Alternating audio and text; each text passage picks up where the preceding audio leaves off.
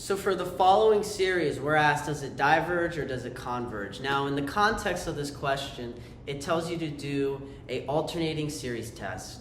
Take the divergence test of the sequence without that -1 operator, and then simply figure out if the function is decreasing if you were to express it as a function. Now, we could just simply jump right into that, but I want to explain how we got to the alternating series test. And one of the biggest key identifiers that you have one of these, you'll either have absolute value test or you'll have the alternating series test, is notice this -1 to some power n. Now, -1 to some power n, when you plug in a value, you're going to get some exponent, either odd or even. Now, if you get an odd exponent, what you're going to notice is you're going to get -1. But if you get a positive exponent, you're going to get 1, which would mean that you're going to add that term of the sequence.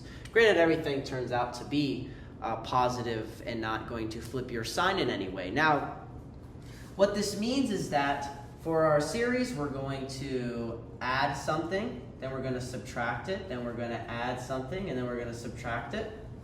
And what the alternating series test really does for us is it says, okay, I'm going to have, if my function is decreasing, that means for every part of the sequence that excludes the operator, n over n squared plus 9, if we decrease in the value of whatever value we get going in the positive direction in our index, so if we go 1, 2, 3, 4, and every subsequent series is lesser in value than the previous one, well, what that means is we're going to, for example, have some term at 0.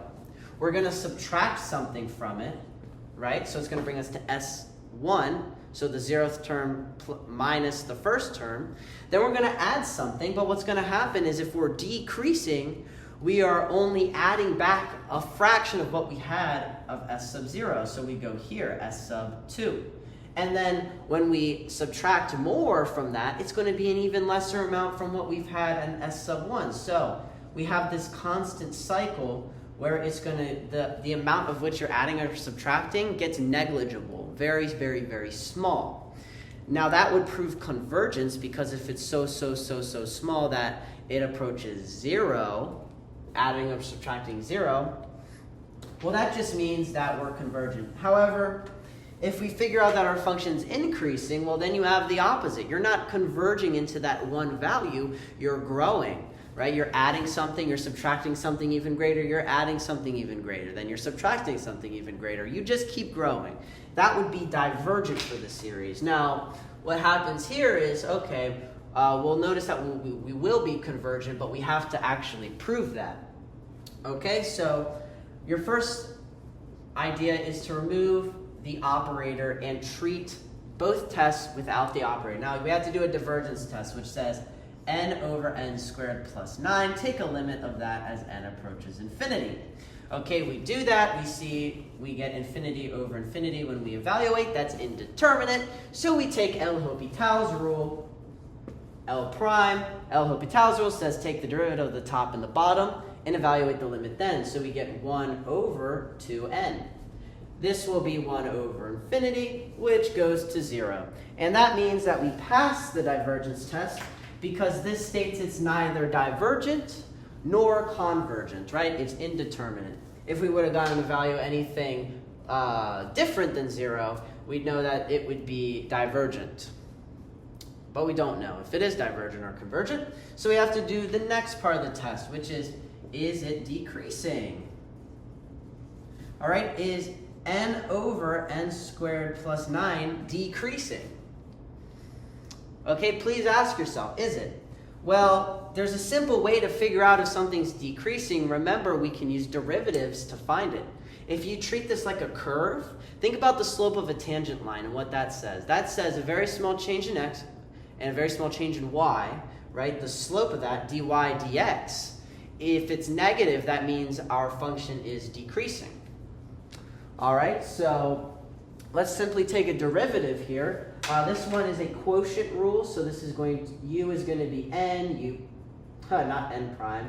U prime is going to be 1, where v is n squared plus 9, and v prime is 2n.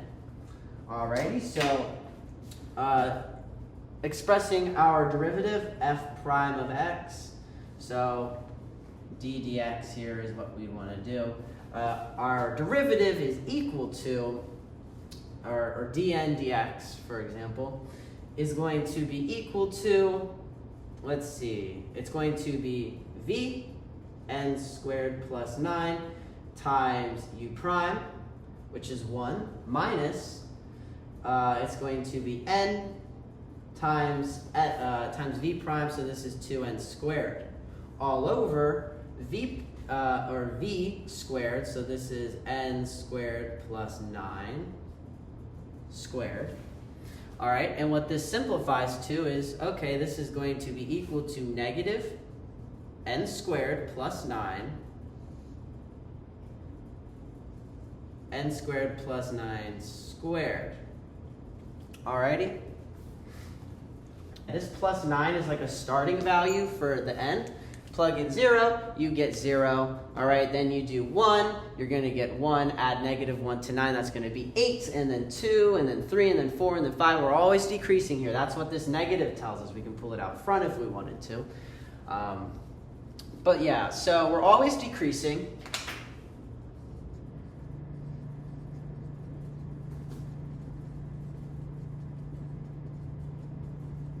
Always decreasing, yes. Divergence test passed.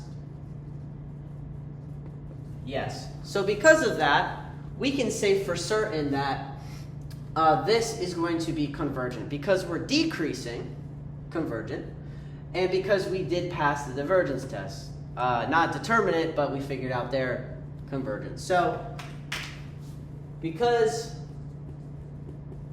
of that, we are convergent. Alright, hope you guys enjoyed this video. If you did, please drop a like, comment, and subscribe. I greatly appreciate it. Have a wonderful day.